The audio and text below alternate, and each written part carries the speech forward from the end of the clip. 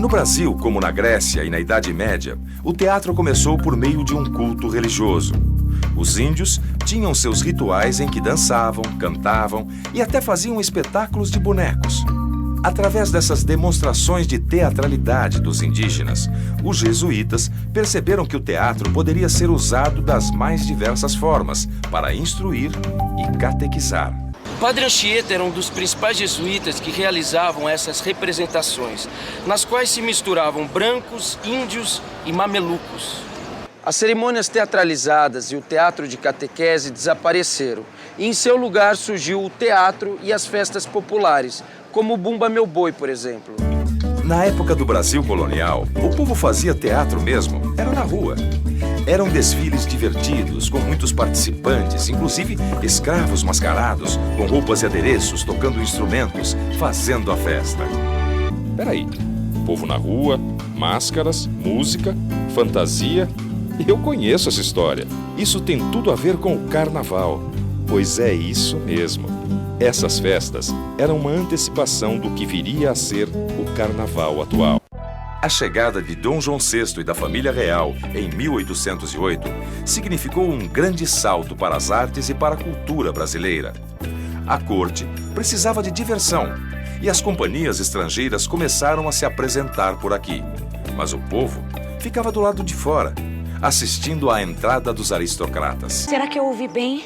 As companhias que se apresentavam nos teatros para a aristocracia eram companhias estrangeiras? Eram. Então não era teatro brasileiro? Não. Oh, deuses do teatro! Até quando? Até João Caetano. João Caetano foi um dos responsáveis pelo surgimento do teatro profissional brasileiro. Na primeira metade do século XIX, ele fundou a primeira companhia teatral brasileira, só com atores brasileiros e com propósitos nacionalistas. Chegou a hora e a vez dos autores e atores nacionais! Viva o teatro brasileiro! Mas o Brasil tinha autores de teatro? Ou se tinha.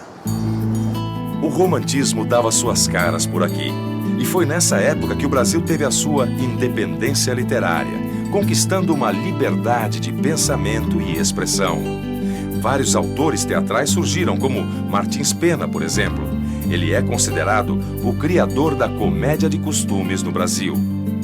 A Grande Família, um dos maiores sucessos da televisão brasileira, é um legítimo descendente da comédia de costumes. O teatro romântico, mesmo na Europa, já tinha despertado para o interesse pelas coisas populares, né? pela identidade nacional, mesmo europeia, mesmo nos países europeus. E quando isso se transferiu para o Brasil, que era uma nação que estava se construindo, tinha passado pela independência há muito pouco tempo, o teatro romântico, os temas que ele propunha, se encaixaram perfeitamente na formação, quer dizer, serviram para esses autores poderem falar do Brasil, falar de um novo país que estava se construindo, das questões que se colocavam no momento para refletir e criar essa nacionalidade, que é essa imagem do Brasil. Afinal, o Brasil precisava aparecer como um país diferente daquele que tinha sido até então, que era parte de Portugal. Ele tinha que se mostrar agora como um país único, não é? Então, o que seria único no Brasil? O seu povo, a sua história, os seus heróis, não é? Então, o teatro romântico permite usar esses temas, né? Incentiva que se usem esses temas nas suas peças, né? Então, ele se prestou muito bem a isso. Arthur Azevedo nasceu durante o Império, passou pela República e morreu no início do século XX. Era especialista em teatro musicado, burletas e revistas. Era um craque do teatro brasileiro e ajudou a criar uma dramaturgia nacional autêntica. Procópio Ferreira, Leopoldo Frois e Lucília Pérez foram grandes astros das comédias de costumes. Eu ouço falar muito do teatro de revista. Dizem que eram espetáculos populares, muito divertidos, que fantasiavam a vida cotidiana. E a Dercy Gonçalves era a estrela desta época. E uma coisa muito curiosa, eles contratavam um grupo de umas 10 pessoas, todo o espetáculo, para rir e aplaudir nas horas certas. Era a claque. Inspirada na claque, A televisão também tem lá suas maneiras de animar o público. 28 de dezembro de 1943 foi um dia histórico para o teatro moderno brasileiro. Foi a estreia da peça Vestido de Noiva, de Nelson Rodrigues, com direção de Zimbinski, cenários de Santa Rosa, representado pela companhia Os Comediantes, no Teatro Municipal do Rio de Janeiro. Foi um sucesso estrondoso, com mais de 20 minutos de aplausos em pé. Outro autor de longa data é Ariano Suassuna. Sua peça Alto da Compadecida, adaptada para a TV e para o cinema, faz sucesso até hoje. A partir dos anos 40, o teatro infanto-juvenil deu um salto de qualidade, graças ao trabalho de autores e diretores como Lúcia Benedetti, Júlio Gouveia, Tatiana Belinque. Júlio e Tatiana foram os primeiros a levar boa literatura para a televisão, estreando nos anos 50, na extinta TV Tupi, a primeiríssima versão do Sítio do Pica-Pau Amarelo. O seriado foi repaginado muitas vezes e é até hoje um grande sucesso. Bom dia!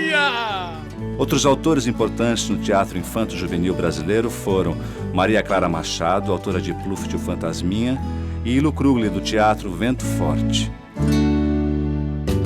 O TBC, Teatro Brasileiro de Comédia, era formado por grandes atores como Tônia Carreiro, Cacilda Becker, Sérgio Cardoso, Cleide Diácones, Paulo Altran, Fernanda Montenegro, Sérgio Brito. Foi um grande momento do Teatro Nacional. O Teatro Oficina foi criado com a participação de José Celso Martinez Correia, Renato Borg, Fauzi Arap, Eti Fraser e Amir Haddad. Em 1967, o grupo montou seu espetáculo de maior sucesso, O Rei da Vela, de Oswald de Andrade. O Teatro de Arena é outro que virou história.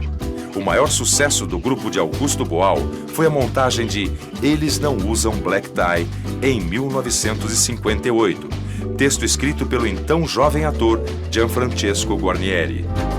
A cultura brasileira viveu um surto que durou de 45 a 64 até 68, em que o teatro, junto com o cinema, a televisão, música, viveu um grande momento de criatividade. Os grupos da época, Arena, Oficina, eles terminaram basicamente por causa do golpe militar de 64. Em primeiro lugar, pela perseguição direta a alguns artistas e a censura dos textos e dos espetáculos. E, em segundo lugar, por uma nova conjuntura econômica que levou a que os grupos não pudessem sobreviver daquela maneira. A partir dos anos 90, com a abertura política, a gente vive um novo momento, com o surgimento de autores, atores e principalmente grupos no Rio de Janeiro, em São Paulo e no Brasil inteiro, que nesse momento produzem com grande qualidade.